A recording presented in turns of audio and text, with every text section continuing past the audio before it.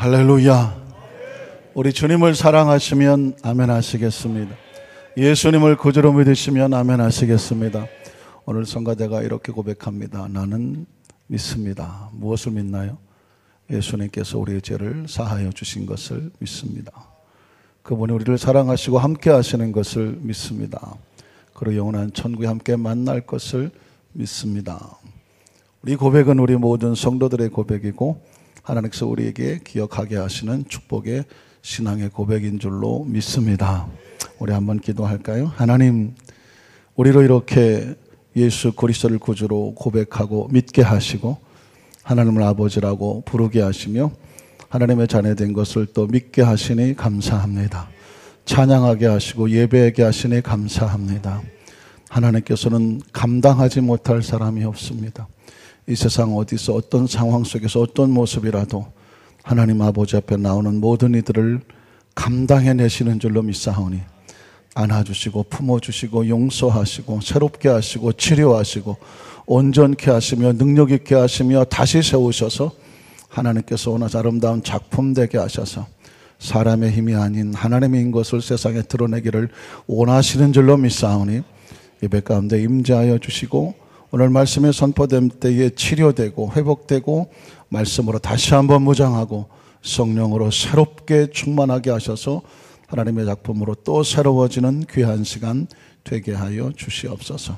예수님 이름으로 간절히 축복하고 기도드리옵나이다. 아멘. 한번 따라 하실까요? 말씀에 나타나는 창조의 역사, 이런 제목으로 말씀의 은혜를 나누기를 원합니다. 전 세계는 요즘 무슨 고? 잘 모르시는군요. 포켓몬고라고 하는 이 게임 때문에 지금 전 세계가 아주 난리가 났다고 합니다. 특히 대한민국에는 속초에 그쪽 근방에 이 포켓몬이 이 스마트폰으로 포켓몬 아이템을 애플리케이션을 깔아서 저렇게 보면 두 눈으로는 보이지 않는데 스마트폰을 통해서 보면 보이더라. 그래서 지금 뭐 하루에 60, 70대 버스가 속초를 향하여 달려가고 있다고 합니다. 다녀오신 분 계십니까 혹시? 한 마리라도 잡으신 분이 계십니까? 손 드신 분이 없는 걸로 봐서 뭐 우리는 별로 그런 데 관심이 없다. 요즘 세대는 참 게임이 별의별 것이 참 많아지는데 1960년대, 70년대는 뭐하고 놀았을까요? 땅 따먹기, 구슬치기, 비석치기, 사방치기, 팽이 돌리고 이런저런 것들은 걸 기억했던 것이 납니다. 조금 한 70년, 80년대 돼가면서 이제 청소년들 사이에 게임이라는 것이, 단체 게임이라는 것이 유행하게 됐는데 혹시 기억하십니까? 아주 기본적으로 같이 모여서 친교나 친목을 하게 되면 또 서로 모여서 서로를 소개하고 가까워지기 위해서 가장 쉬운 게임이 뭐냐면 가라사대 게임입니다. 기억하시나요? 예를 들어서 솔로몬이 가라사대를 하면 그거 리더자가 시키는 대로 해야 되는 거죠. 그러나 가라사대가 안 붙었는데 리더가 말하는 것은 절대로 따라하면 안 되는 아주 단순한 게임이지만 쉽지 않은 게임입니다. 한번 해볼까요? 솔로몬의 가라사대, 오른손을 들어주시기 바랍니다. 안 드시는 분들은 나와서 엉덩이로 이름을 쓰실 거예요. 네. 지금 내리시는 분들은 뭐죠? 엉덩이 쓰시려고 작정하신 분이죠. 왼손도 들어볼까요? 왼손 들으신 분들은 전부 다 엉덩이로 이름 쓰셔야 되는 것입니다. 왜 그럴까요? 솔로몬이 가라사대 할 때 오른손을 들었지만 왼손 들으라는 얘기는 솔로몬이 가라사대 하지 않았죠. 그냥 제가 들으라고 했습니다. 그러니까 이게 쉬운 게임 같고 단순한 게임 같지만요, 조그만 집중력을 놓치면 나도 모르게 걸려들게 되고 나와서 엉덩이 이름을 쓰셔야 되죠. 두 손 한번 들어볼까요? 두 손 드신 분들은 전부 다 이제 더 걸리신 분들이에요. 그러니까 이게 조금만 집중력이 떨어지면 이게 나도 모르게 무심코 이런 단순한 게임을 왜 하느냐 그렇지 모르지만 이게 걸리게 돼 있죠. 성가대 한번 손 들어볼까요? 드시는 분들도 계시잖아요. 그래서 이 가라사대라고 하는 게임은 상당히 집중력을 요구하는데 제가 가만히 생각해 보니까 이 게임은 철저히 성경적이다. 왜 철저히 성경적이냐? 창세기 3장에 보니까 하나님께서 아담과 하와에게 가라사대 했잖아요. 가라사대 무엇하지 마라? 선악과를 따먹지 말라 그랬습니다. 하나님께서 가라사대 선악과를 따먹지 말라고 했으면 선악과는 무슨 일이 있어도 따먹지 말아야 되는 것입니다. 그런데 그 선악과를 따먹지 말라고 하나님께서 가라사대로 명령을 하셨는데 마귀가 뱀으로 유혹해서 들어와서 가라사대 없이 선악과 따먹어도 죽지 않고 눈이 밝아져서 하나님처럼 돼. 하나님의 사람은요 반드시 어디에 따라서 행동하냐면 가라사대가 있어야 돼요. 아무리 내가 듣기 좋고 그럴듯하고 달콤한 유혹이 다가온다고 할지라도 뭐가 붙지 아니하면 가라사대, 하나님이 가라사대가 붙지 않으면 철저하게 움직이지 않아야 돼요. 행동하지 않아야 돼요. 만에 하나 가라사대가 없는데 움직였다? 엉덩이로 못 쓴다? 이름 쓰는 거예요. 아담과 하와는 하나님이 가라사대를 하지 않았는데 그 뱀의 유혹에 빠져서 선악과를 따먹고 엉덩이로 이름을 쓰진 않았지만 엉덩이에다가 나무로 만든 무화과로 만든 치마를 입고 안타깝게도 에덴 동산에서 나와야 되는 가슴 아픈 상황이 벌어졌습니다. 왜 하나님이 가라사대하는 그 가라사대의 말씀에 순종해야 될까요? 성경은 놀랍게도 이런 비밀을 숨겨놨는데 하나님이 가라사대 하시면 그대로 됐다고 말씀하고 있습니다. 한번 따라하실까요? 하나님이 말씀을 선포하시면 그 말씀은 그대로 되는 법칙이 있습니다. 그건 하나님의 법칙이에요. 말씀하시면 그대로 되게 되어 있습니다. 오늘 성경 본문도 사실은 그 이야기를 하고 있지 않습니까? 창세기 1장 26절로 31절인데요. 본문 내용이지만 한번 쭉 읽어보겠습니다. 하나님이 이르시되는 다른 말로 가라사대입니다. 하나님이 이르시되 가라사대, 말씀하시면 그 말씀이 입에서 나오는 대로 선포되는 대로 이루어지는 것을 발견하죠. 우리의 형상을 따라 우리의 모양대로 우리가 사람을 만들고 그들로 바다와 물고기와 하늘의 새와 가축과 온 땅과 땅에 있는 모든 것을 어떻게 하자? 다스리게 하자. 자, 말씀이 선포되면 그대로 될까요? 그대로 되지 않을까요? 그대로 됩니다. 다스리게 하자 하시고 하나님이 자기 형상 곧 하나님의 형상대로 사람을 창조하시되 남자와 여자를 창조하시고 하나님이 그들에게 복을 주시며 하나님이 그들에게 뭐 하시되 가라사대 이르시되 생육하고 번성하여 땅에 충만하라 땅을 정복하라 바다의 물고기와 하늘의 새와 땅에 움직이는 모든 생물을 어떻게 해라 다스리라 라고 가라사대 하시니라. 하나님이 이르시되 또 말하죠. 성경은 철저하게 무슨 책이냐? 하나님의 가라사대입니다. 하나님께서 말씀하시는 말씀이 담겨져 있는 책입니다. 하나님이 이르시되 내가 온 지면에 심있는 모든 채소와 씨가진 열매 맺는 모든 나무를 너에게 주노니 너희의 먹을 거리가 될지어다. 가라사대 그 말씀에 따라서 우리가 먹을 것을 먹고 있는 것이죠. 그 다음 땅에 있는 모든 짐승과 하늘의 모든 새와 생명이 있어 땅에 기는 모든 것에게는 내가 모든 푸른 풀을 먹을 거리로 주노라 하시니 오늘 본문의 아주 중요한 핵심은 그대로 되니라. 성경은요 많은 스토리가 있지만 또 많은 이야기가 나오고 많은 기사가 나오지만 그 속에 하나님의 강력한 메시지는 뭐냐? 하나님께서 하시고자 하는 것을 드러내는 것입니다. 이런 창조의 역사 속에서 하고 외치고 있는 메시지는 하나님이 가라사대하면 그대로 되는 것입니다. 우리 그러므로 말씀이 선포될 때는 그대로 되는 창조의 역사가 나타나는데 우리는 첫 번째로 오늘 본문뿐만 아니라 하나님의 창조의 사역 속에 나타났던 그 말씀 속에 나타난 창조의 모습을 한번 살펴보겠습니다. 창세기 1장 3절에도 보면 이렇게 말합니다. 하나님이 이르시되는 뭐로 바꾼다고요? 가라사대. 하나님이 가라사대 빛이 있으라 하시니 어떻게 됐습니까?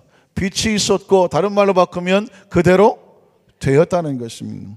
6절로 8절에도 보면 하나님이 가라사대 물 가운데 궁창이 있어 물과 물로 나뉘라 하시고 하나님이 궁창을 만드사 궁창 아래의 물과 궁창의 물로 나누게 하시니 어떻게 되더라? 그대로 되니는. 자, 하나님이 창조 주고 말씀은 그대로 되는 역사가 있는데 성경에 포인트를 주고 계속 반복하고 있는 얘기는 뭐냐면 그대로 되니라 입니다. 9절로 10절도 이렇게 말합니다. 하나님이 또 가라사대 천하의 물이 한 곳으로 모이고 묻이 드러나시니 그대로 되니. 지금 이 말씀은 창조의 기사는 하나님이 가라사대 내용은 다르지만 결론은 그대로 된다. 이 패턴을 계속해서 우리에게 반복해서 알려주고 있습니다. 11절로 13절에 보면 또 하나님이 가라사대 땅은 풀과 씨 맺는 채소와 각기 종류대로 씨가 진 열매 맺는 나무를 낼지어다 하시니 어떻게 돼요? 그대로 되는. 여러분 혹시 기억하셨습니까? 창세기 1장 1절의 창조의 사역 속에 중요한 포인트는 당연히 하나님이 중요하시고 말씀이 중요하고 창조가 중요한데 우리에게 깨우쳐지는 메시지는 그대로 된다는 것입니다. 14절도 15절도 계속 그렇게 하나님이 가라사대 하늘의 궁창에 광명체들이 있어 낮과 밤을 나누게 하시고 그것들로 징조와 계절과 날과 해를 이루게 하라. 어떻게 될까요? 또 광명체들이 하늘의 궁창에 있어 땅을 빛으로 하시니 어떻게 돼요? 그대로는. 아주 성경은 집요합니다. 그냥 창조하셨다 뭐 이렇게 끝나지 않아요. 하시면 가라사대 말씀하시면 그 내용 그대로 돼요. 그대로 돼요. 그대로 돼요를 계속해서 반복하고 있습니다. 누구 들으라고 하는 말씀입니까? 저와 여러분 하나님의 자녀들이 하나님의 말씀으로 살아간 하나님의 자녀들이 말씀이 품으면 말씀을 들으면 말씀을 믿으면 말씀을 가슴에 간직하면 그 말씀은 약속이 되어 어떻게 된다? 그대로 된다는 것입니다. 24절도 25절은 이렇게 말합니다. 하나님이 이르시되 땅은 생물을 그 종류대로 내라 가축과 기는 것과 땅의 짐승을 종류대로 내라 하시니 그대로 되었다고 말합니다. 29절 31절도 아까 본문에 있던 하나님이 이르시되 내가 온 지면에 씨 맺는 모든 채소와 씨 가진 열매 맺는 모든 나무를 너에게 주노니 너희의 먹을거리가 되리라. 땅의 모든 짐승과 하늘의 모든 새와 생명이 있어 땅에 기는 모든 것에는 내가 모든 푸른 풀을 먹을거리로 주노라 하시니 그대로 되니라는. 그대로 되니라를 다시 말로 바꾸면 하나님의 법칙입니다. 우리가 이 땅의 삶을 살아가면서 이 세상에서 어떻게 하면 살고 어떻게 하면 죽더라. 살고 죽는 법칙이 있지 않습니까? 저와 여러분이 지금껏 살아있다는 얘기는 사는 법칙을 잘 지켜서 여기까지 살아온 거예요. 안타깝지만 자식 때까지 살아오면서 이 세상을 떠나야 했던 사람들은 어떤 상황 속에든지 사는 법칙에서 뭔가 문제가 생겼거나 뭐 사고를 당했거나 원치 않는 질병이었거나 안타깝게 이 사는 법칙이 아니라 이 세상을 떠나야 되는 법칙에 그 법칙에 부딪히면 이 세상을 떠날 수밖에 없는 거죠. 성경은 지금 하나님 우리를 창조하셨지만 이 모든 것들은 하나님의 법칙 안에서 움직여지니까 법칙 안에 있으면 살고 법칙을 벗어나면 안타깝지만 그 법칙의 축복을 받을 수가 없다는 것입니다. 중국의 고사성어 가운데 혹시 이런 들어보셨습니까? 우생마사라는 말이 있습니다. 우생마사. 어려운 얘기는 아니죠. 뭐는 살고 소는 살고 뭐는 죽더라? 말은 죽더란 말이 있습니다. 자, 우생마사라고 하는 말이 있는데 소는 살고 말은 죽는다? 이게 무슨 뜻일까? 소하고 말을 물속에다가 집어넣으면 누가 더 헤엄을 잘 칠 것 같습니까? 소가 잘 칠 것 같습니까? 말이 헤엄을 잘 칠 것 같습니까?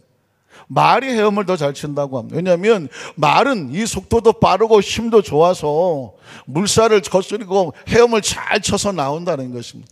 그래서 소하고 말을 물속에 집어넣으면 말이 훨씬 더 헤엄을 잘 쳐서 나오는데 문제는 뭐냐면 장마철입니다.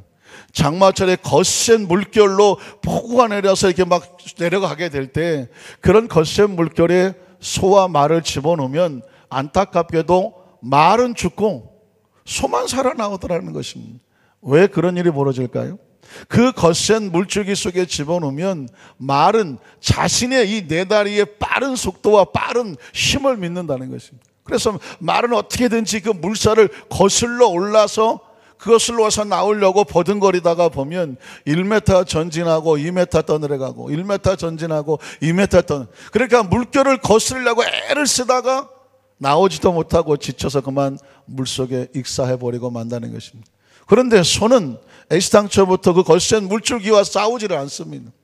그 거센 물줄기가 내려오면 그 물줄기를 따라서 천천히 그 물줄기를 따고 싸우지 아니하고 물결을 따라 내려가되 물결을 따라 내려가면서 조금씩 그 얕은 쪽으로 방향만 틀어주는 것입니다. 그러다가 보면 자기 발이 닿을 수 있는 얕은 물가로 오면 거기서부터 걸어 나온다는 것입니다. 무슨 얘기를 하고 싶은 걸까요? 분명히 말이 힘이 세고 수영도 잘하지만 그 거센 물줄기와 싸우느라고 힘을 다 거슬려 버리기 때문에 살아남지 못하고, 소는 그 물줄기를 거슬리지 아니하고 그 물줄기를 타고 나오기 위해 오히려 힘을 빼지 아니하고 얕은 물가로 나와서 살아나오더라. 이 말은 명심보감이라고 하는 고려시대에 그 청소년, 우리 지금 하는 청소년들이죠. 어린 아이들을 훈계하기 위해서 중국의 고사성어라든가 또는 금원 좋은 교훈들을 집등에 써놓은 책이 명심보감인데, 그 명심보감의 천명이라는 곳에 보면 제일 먼저 나오는 이 말과 일맥상통합니다. 혹시 들어보셨습니까? 순천자는 존하고 생존한다는 것입니다. 역천자는 생각이 좀 나신가요? 망한다, 이런 말이 있습니다. 다시 말해서 순천자는 존한다, 생존한다. 순천자는 흥한다, 순천자는 생한다, 살아남는다. 그러나 역천자, 하늘을 거스리는 자는 망할 수밖에 없다는 것입니다.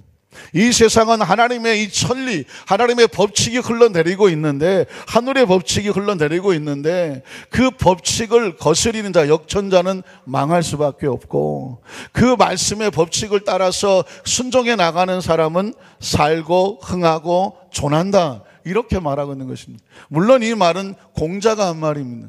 참 재밌는 것은 중국 역사라든가 중국의 여러 가지 많은 그 학문의 세계를 조금씩 들여다보면 이 사람들은 어떻게든지 하늘의 뜻을 거스리지 않으려고, 하나님은 몰랐어요.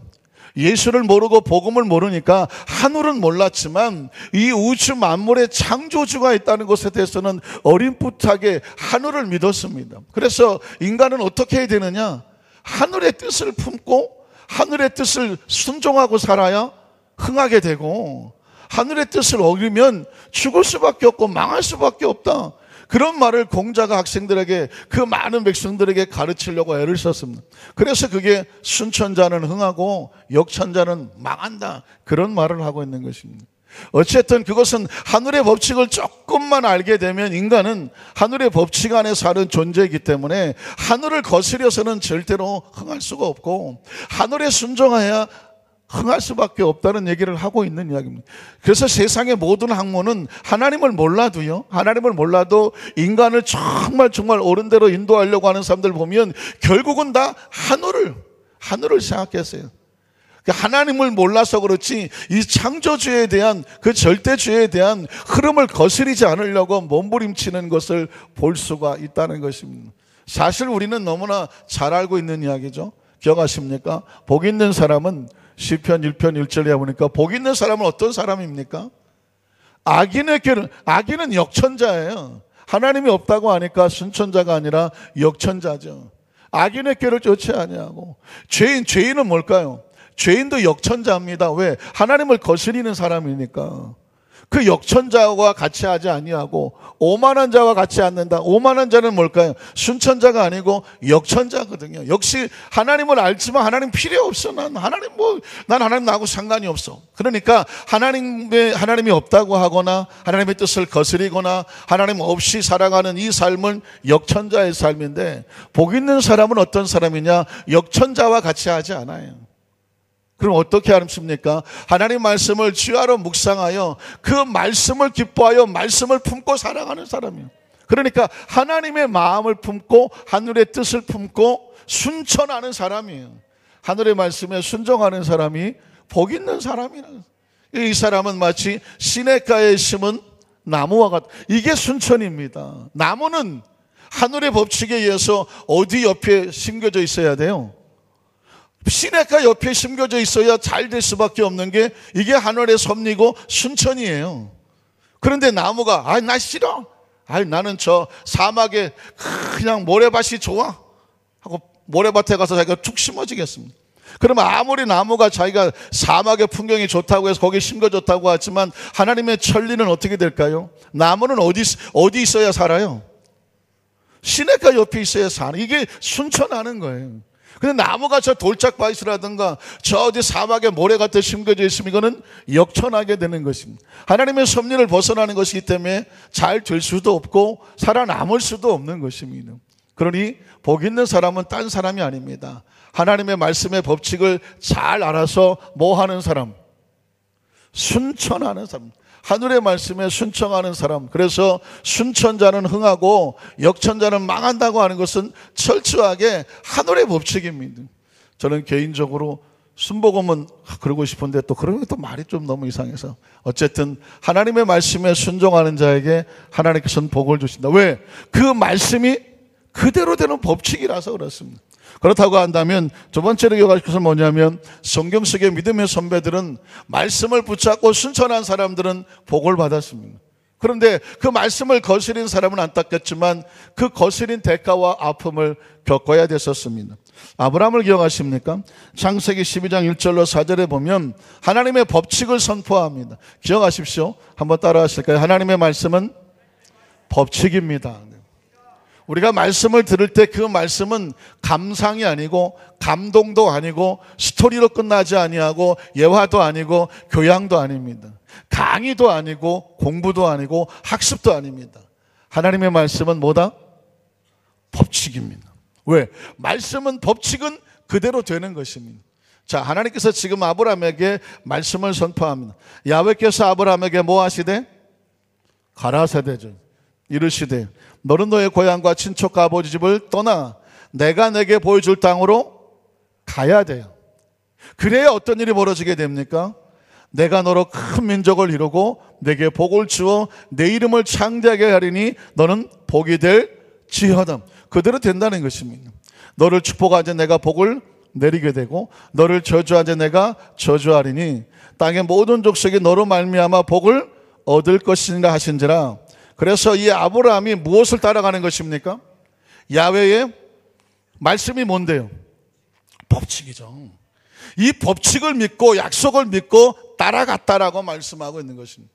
문제는 뭐냐면 롯도 그와 함께 갔다라고 말하는데 분명히 본토 친척 아비를 다 떠나라고 했는데 친척을 하나 데리고 가는 법칙에서 어긋나는 모습을 통해서 뭔가 지금 문제가 생길 것 같은 그런 예감이 들지 않습니까? 결국 10절로 15절에 보면 여러분 혹시 기억하시겠지만 아브라함이 안타깝게도 지시하는 땅으로 가라고 그랬는데 그 땅에 가지 않는 장면이 나옵니다.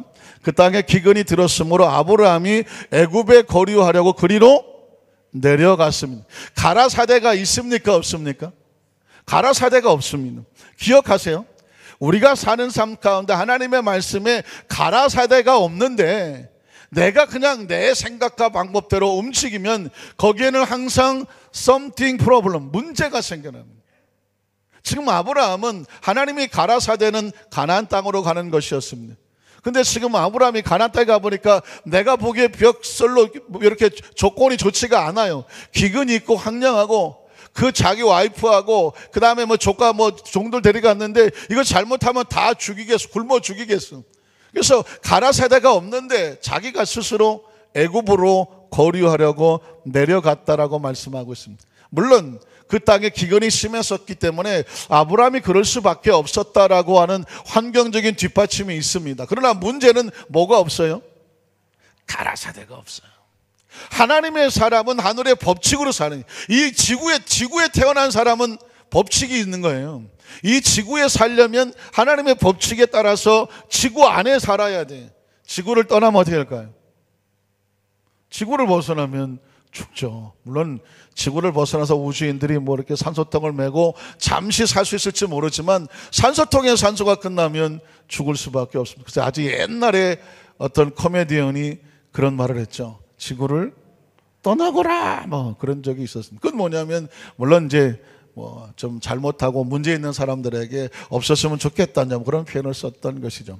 어쨌든 간에 아브라함이 지금 하나님의 말씀이 없는데 애굽으로는, 문제는 거기서 애굽에 내려갔다가 자기 부인을 빼앗길 뻔했습니다. 저는 거기서 아브라함의 초점이 아니라 사레에게 초점을 맞춰봤습니다. 사레는 하나님의 말씀을 따라간 남편을 따라서 애굽에 갔었습니다. 아니, 가나안 땅에 갔었습니다. 거기까지는 문제가 없었습니다. 근데 문제는 이 가장이 가라사대도 없는데 어디로 내려갑니까? 애굽으로 내려갔습니다. 그 아내도 할 수 없이 가라사대도 없는 그 남편을 따라서 애굽으로 내려갔다가 뭐 할 뻔했습니까? 신세망칠 뻔했습니다. 다시 아브라함이 정신을 차리고 하나님의 가라사대의 말씀에 따라서 올라오는 바람에 하마터면 죽을 뻔했다가 살았습니다. 대단한 게 있어요. 우리 모든 소년의 가장들이 순천자가 돼야 돼요. 이게 남편을 잘못 만나갖고 남편이 역천자가 되면 하마터면 마누라도 그냥 어떻게 될 뻔했어요. 죽을 뻔한다. 가장이요. 가장들이 하나님의 말씀 안에서 순천자가 돼야 돼요. 그래야 그 식구들이 같이 순천해요. 같이 복을 받더라고. 아브라함이 지금 역천에서라는 말씀을 떠나서 애굽으로 내려갔더니 그 식구들이 다 죽을 뻔했어요. 아하, 하나님의 메시지가 하나 담겨져 있었어요. 사례는 그냥 남편 따라 왔다 갔다 했는데 그 남편이 순천하니까 같이 살고 남편이 역천하니까 하마터면 죽을 뻔했던 거예요. 물론 사라는 얼굴이 이뻐서 사라는 살고 아브라함은 죽었을지 모르겠지만 어쨌거나 순천하는 사람하고 같이 있으면 같이 복을 받고 역천하는 사람하고 같이 있으면 하마터면 죽을 뻔하는 거예요. 성경은 그래서 그 얘기를 하는데 창세기 22장에 보면 결국 15절로 18절에도 보면 아브라함이 하나님의 말씀에 순천하면서 이삭을 드리게 되니까 이삭도 살고 아브라함도 사는 장면이 나옵니다. 야훼의 사자가 하늘에서부터 두 번째 아브라함을 불러서 이르시되 야훼께서 이르시기를 내가 나를 가리켜 맹세하노니 내가 이같이 행하여, 자 무엇을 행하였을까요? 내 아들 내 독자도 아끼지 않았어요. 순천했나요? 역천했나요?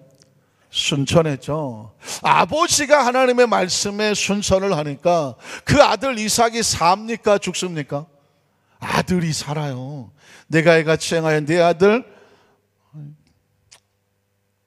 방송실 자꾸 순천해야 되는데 역천, 내 아들 내 독자도 아끼지 않았은즉 순천했은즉 어떻게 하겠다는 것입니까? 내가 내게 큰 복을 주고 있는 거예요. 하나님의 복은 순천해야 오는 거예요. 역천하면 복이 막히는 것이죠. 큰 복을 주고 내 씨가 크게 번성하여 하늘의 별과 같고 바닷가의 모래와 같게 하리니 내 씨가 그 대적의 성문을 차지하리라. 축복의 내용은 뭐 그냥 하나님이 주시는 축복이니까 뭐 그냥 읽어보는 거예요. 또 내 씨로 말미암아 천하 만민이 복을 받으리니 이는 이유가 중요해요. 이유가 내가 나의 말을 뭐 했어요? 준행했어요. 이 뭘 다시 바꾸면 순천한 거예요. 하나님의 축복의 법칙은요 철저하게 순천입니다. 그러니까 우리가 자기 자신을 놓고 기도하는 것도 중요하지만 저는 이 말씀을 묵상하다가 이런 기도가 저절로 나오더라고요. 하나님, 우리 여대수모 안산교회 모든 성도들 가정 속에 가장들이 하나님의 말씀을 아브라함처럼 준행하고 순천하게 하여 주시옵소서. 왜 가장이 복을 받아서 잘 선택해야 그 가족들도 함께 복을 받지 않겠습니까? 그 가장이 순간 잘못 선택을 하면 그 가족들은 공동 운명체라 같이 어려움을 당할 수밖에 없어요. 그래서 여러분, 지혜로운 사업과 지혜로운 사람은 어떻게 하는 사람이냐? 순천자가 되는 것이고 또 더 중요한 건 뭐냐?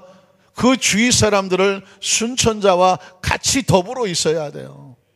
왜냐하면 아까 복 있는 사람이 악인의 꾀 죄인의 길 오만한 자리 같이 하지 않겠다는 얘기는 뭐냐면 그 역천자들과 같이 있으면 그들이 복을 받지 못하고 그들이 오히려 복을 잃어버리는데 그들하고 섞이다가 내 복도 잊어버린다니까. 저는 이 말씀을 묵상할 때마다 그 전에 한 할머니 구역자님 늘 말씀을 드리지만 그 할머니 구역자님의 지혜가 너무 놀랍다 생각이 듭니다. 제가 서대문에서 교구장할 때 할머니 구역자님 한 분이 저에게 오셔서 아유 목사님, 저는 기도원 갈 때마다 은혜를 엄청 받아요. 충청도 분이에요. 엄청 받아요. 근데 여러분, 사실상 그렇지 매달 기도원을 간다고 치고 매일 예배를 드릴 때 매일 은혜 받기가 쉽습니까? 설교자들 사이에 하는 사이에 강단에 서서 한 달에 한 번만 설교의 히트를 쳐도 그것도 잘하는 거다, 뭐 그런 얘기를 들은 적이 있어요. 매번 설교에 은혜 받기가 쉽지가 않아. 우리 교회 목사님에게 내가 한 달에 한 번만 은혜 받아도 버틴다는 거예요. 그래도 그게 산다는 거예요. 물론 설교자는 매번 은혜 받게 하려고 최선을 다하지만 그런데 아이고 할렐루야. 그런데 그 할머니 성도님은, 구역사님은 뭐 그냥 예배 그럴 때마다 구역사님이 기도할 때마다 그렇게 은혜를 받는데, 제가 아주 신기해서 어떤 비결이 있습니까? 그랬더니 있어요. 비결이 뭐예요? 그랬더니 기도원에 딱 가면 맨 뒤에 서서 그 준비 찬양할 때 어떤 성도님이 얼마나 열심히 찬양하면서 은혜 받는지를 먼저 본다는 거예요. 열심히 찬양하면서 그냥 벌써 기도원 와서 은혜 받으려고 작정하고 열심히 예배를 드리는 사람이 있으면 그 옆에 가서 딱 앉는다는 거예요. 그 옆에 가서 앉아있으면 그날은 은혜 그냥 저절로 받는데 뭐 옆에서 은혜 받으니까 같이 막 은혜가 쏟아진다는 것입니다. 그런 비결이 있구나.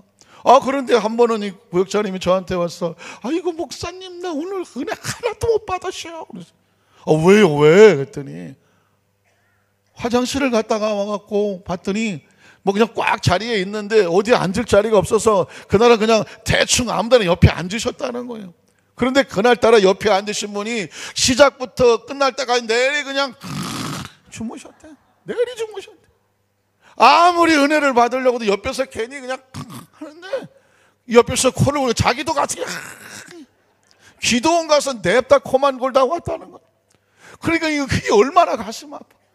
정말 그 없는 시간에 올라가서 그 중요한 시간에 예배를 드리고 내려오는데 이게 마음속에 말씀이 들어온 게 아니라 코만 잔뜩 골다 와갖고 그냥 너무 아까워 죽겠어. 다시는 내가 그냥 아무데나 잘 앉는다고. 세월이 굉장히 오래전 이야기인데요, 그 구역자님의 지혜가 떠오릅니다. 우리가 신앙생활할 때 절대 아무나 섞여 살면 안 돼요. 순천자를 만나야 돼요. 내가 순천자가 되고 나와 함께하는 사람이 순천자가 돼야 하나님께서 아브라함을 축복하실 때 네가 내 말을 준행했기 때문에 그동안 약속만 하고 선포됐던 말씀이 이제는 내 삶 가운데 이루어진다고 말씀하고 있습니다. 그래서 여러분, 성경 속에 있는 하나님 말씀을 보면 사렙다 과부도 그랬고 수리아의 군대 장관 나만도 그랬고, 여러분 누가복음 4장 25절 28절을 한번 볼게요. 말씀이 바로 나올 수 있을까요? 내가 참으로 너에게 이르노니 엘리야 시대에 하늘이 3년 6개월간 닫히어서 온 땅에 큰 흉년이 들었을 때에 이스라엘에 많은 과부가 있었어요. 그런데 엘리야가 그중 한 사람에게도 보내심을 받지 않고 오직 시돈 땅에 있는 사렙다 과부에게 뿐이었으며, 또 선지자 엘리사 때에는 이스라엘 많은 나병 환자가 있었지만 그 중에 한 사람도 깨끗함을 얻지 못하고 오직 수리아 사람 나만 뿐이었습니다. 잘 들어보시면 예수님이 예를 들고 있는 것입니다. 엘리야 시대 그 많은 과부 가운데서도 사렙다 과부였고, 엘리사 시대는 그 많은 문둥병자 가운데도 이스라엘 사람도 아니고 수리아의 군대장은 나만이었습니다. 그들이 어떻게 문둥병에서 낫고 그들이 어떤 흉년에서 살아남았을까요? 그들의 기사를 여러분 제가 시간 관계에서 다 말씀을 못 드리지만 그들 속에 역사했던 것은 하나님의 말씀이었습니다. 사렙다 과부도 내가 지금 이 상황이 말씀에 순종할 상황이 아니지만 말씀 그대로 내가 순종합니다라고 했더니 말씀이 그 속에 들어와서 말씀대로 역사했더니 말씀대로 이루어졌어요. 나만도 마찬가지입니다. 수리아에도 그 좋은 강이 없느냐? 왜 내가 요단강 같은 데 들어가느냐? 그러나 하나님의 종이 말씀을 했기에 말씀에 순종하여 그 요단강에 들어갔더니 그 말씀에 순종했던 것이 그 사람의 몸을 문둥병으로부터 깨끗이 낫는 역사가 나타났습니다. 성경에는 말하기를 물이 좋아서 고침받는 게 아니라는 것입니다. 하나님의 말씀에 순종했더니 그 사렙다 과부도 나만 장군도 하나님께서 역사하시는 복을 받게 된 줄로 믿습니다. 제가 아까 중국 역사를 얘기했지만 최근에 인문학에 대한 강의도 제가 좀 관심 있게 듣고 있습니다. 네, 인문학이라는 것도 보면 인문학이 뭐냐면 철저하게 인간을 인간답게 정말 사람이 어떻게 하면 행복하게 살아갈 수 있을까, 그런 것에 대해서 사람들을 계몽하고 가르쳐서 그래서 사람들의 마음속에 어떤 지성과 이런 것들을 가슴에 채우게 하는 그런 학문인데요, 깜짝 놀란 것은 뭐냐면 이 인문학에서도 결국 사람이 행복해지려면 그 마음속에 하늘을 품어야 된다, 이렇게 결론을 내려주고 있더라고요. 왜냐하면 인문학에서는 사람을 집으로 이렇게 비유를 합니다. 그런데 제가 아까 말씀드렸지만 인간의 학문이 아무리 연구를 해도 다 하나님 말씀에서 남았어요. 인문학에서는 사람을 집으로, 우리가 살고 있는 집으로 비유를 하는데, 이건 이미 고린도후서 5장 1절에 이미 기억하고 있지 않습니까? 우리의 장막집이 무너지면, 이미 성경은 우리의 몸을 집으로 얘기하고 있습니다. 그러면 집으로 비유하는 이유가 뭘까? 집이라고 하는 것은 어떤 가치가 있느냐, 거기에 누가 사느냐가 중요한 것이죠. 그 집이, 예를 들어서 아무리 허름해 보이더라도 거기가 대통령이 사는 집이면 청와대가 되고 화이트하우스, 백악관이 되는 것입니다. 그 안에 집무하는 사람이 그 집의 가치를 나타낸다는 것이죠. 굉장히 멋있게 지어 놓았는데 거기에 무당이 살아요. 뭐 하는 집인가요? 그건 점집이고 무당 굿하는 곳입니다. 아무리 좋은 집이라도 그 집에 사람이 살지를 않아요. 한 몇 년째 방치를 했어요. 폐가가 되고 흉가가 됐어요. 그 집은 사람이 살고 싶은 집이 아니라는 것입니다. 그러니까 집이라고 하는 것은 그곳에 누가 사느냐가 중요한 것처럼, 인간이라고 하는 것은 그 속에 누가 들어와 있느냐, 그게 그 사람의 가치를 결정한다는 것입니다. 그러니까 인간의 마음속에 이 욕심이 들어와서 남의 것을 훔치고 싶으면 도둑놈이 되는 것이고, 미움이 들어서 누굴 죽이고 싶은 마음이 생기면 살인자가 되는 것이군요. 그렇죠? 아무리 그렇다고 할지라도 그래서 사람은 인문학에서 어떻게 생각하냐면, 사람이 어떻게 행복해질 수 있느냐? 사람은 본질적으로 마음속에 하늘이 들어와야 행복할 수 있다. 그래서 인간은 하늘의 마음을 회복해야 된다. 난 인문학에서 도대체 뭘 가르치나 그랬더니, 사람은 하나님의 그들이 말하는 하나님이 성경에서 말하는 것과 다르다고 할지라도 그들이 말하는 하나님은 창조주를 말하는 거니까, 그 창조주 하나님을 인간은 마음속에 품고 살아야 그 속에 하늘이 있어서 평안하다고 말하는 것입니다. 그래서 여러분, 마지막 세 번째로 성경 속에서 우리가 배울 말씀은 뭐냐면, 하나님의 말씀을 날마다 우리 마음속에 채워야 축복을 누리며 살게 된다고 성경은 우리에게 명령하고 있습니다. 여러분, 존 버년의 철로 역정이라는 그 책에 보면, 인간의 마음을 어떻게 하면 깨끗하게 할 수 있을까? 청소하는 방법 두 가지가 나오는데, 한 사람은 이렇게 청소합니다. 그 먼지가 굉장히 많은 집에 총채 총채를 가지고 먼지를 계속 털어댑니다. 그러면 깨끗해질까요? 계속 더러워질까요? 계속 더러워집니다. 그러니까 먼지가 작은 집에다가 창문도 닫아놓고 계속 이 총채로 먼지만 털어대면 오히려 먼지가 난리치는 것입니다. 그 얘기는 뭐냐면, 인간이 그 자신의 마음을 좀 깨끗하게 해보려고 하면서 인간적인 어떤 율법적인 잣대를 가지고 사람을 비판하고 정죄하고 손가락질하고, 이래야 넌 깨끗해져, 이래야 잘 돼, 아무리 사람을 잘못을 지적하고 서로 비판하고 정죄하고 손가락질하면 그 사람의 마음이 깨끗해지는 것이 아니라 서로 지저분해지는 것입니다. 그래서 이 존 버년의 철로 역정에서 말하고 싶은 인간의 마음이 깨끗해질 수 있는 것은 뭐냐? 총체로 청소하는 것이 아니라 물로 청소를 하는 거예요.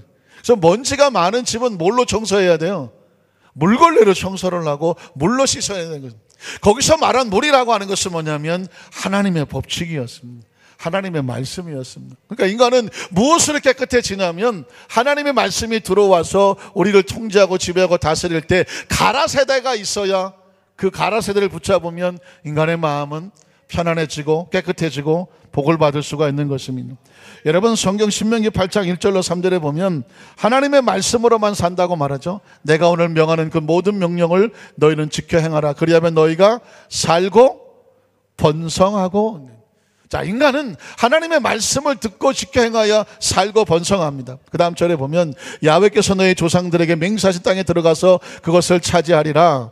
네 하나님 야훼께서 이 40년 동안에 내게 광야길을 걷게 하신 것을 기억하라. 이는 너를 낮추시며 너를 시험하사 네 마음이 어떠한지 그 명령을 지키는지 지키지 않는지 알고자 하심이라. 자, 3절 기억하십시오.